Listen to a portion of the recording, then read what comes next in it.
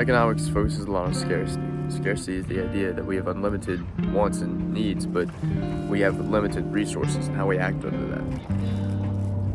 One of the main economic systems is a market economy. Market economies act under supply and demand and trade-offs. An example of a trade-off is if you get off work for a day to go to a concert, the opportunity cost you get to go see a concert, but at the same time, you lose a day's worth of wages. Music licensing reimagined. Use a thing called cost-benefit analysis, a way to analyze the cost or the benefit of a decision.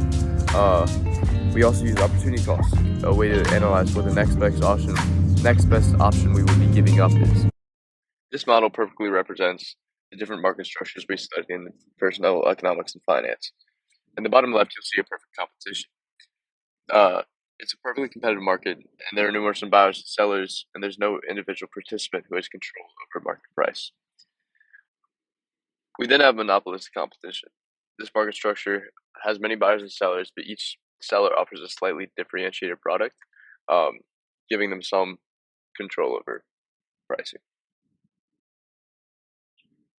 In an oligopoly, a small number of firms dominate the market. This allows them to have influence on prices and compete through strategies like product differentiation.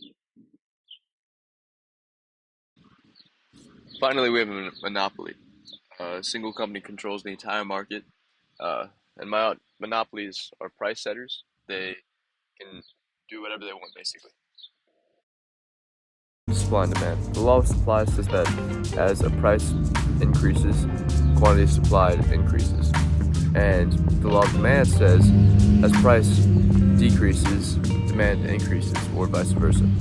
When supply and demand meet, we reach equilibrium. And when the quantity demanded meets quantity supplied, we reach a stable market price. Thrive to grow over our demand shifters.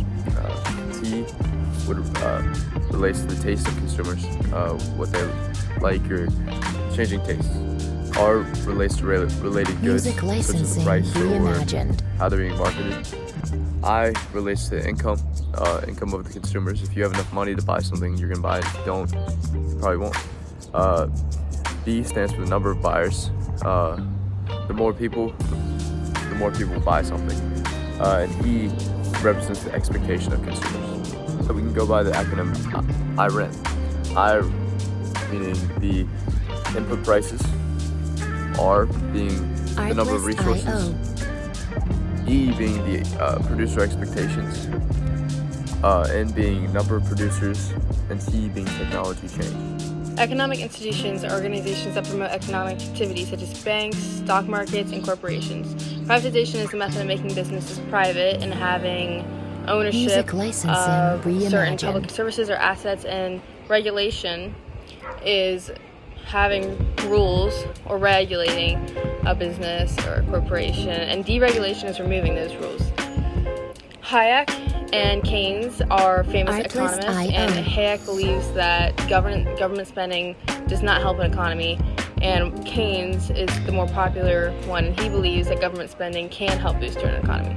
Okay, so globalization is the speeding up of movements of trade, human beings, goods, capital, technology, cultural practices all over the planet. Globalization is always going to happen no matter what. It's just basically a lot of the spread of ideas, knowledge, and this can be a good thing and a bad thing.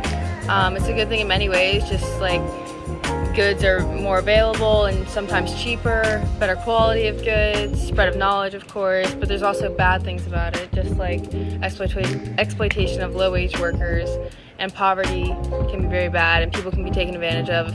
But I personally think it's a good thing, but yeah, it just depends. It's a very, very big part of economy. So, and then protectionism is another thing. It's when a nation stops getting imports, they're protecting themselves, or like shielding themselves from trade. So, yeah, and then free trade is when the trade is free of tariffs and everything, just trade.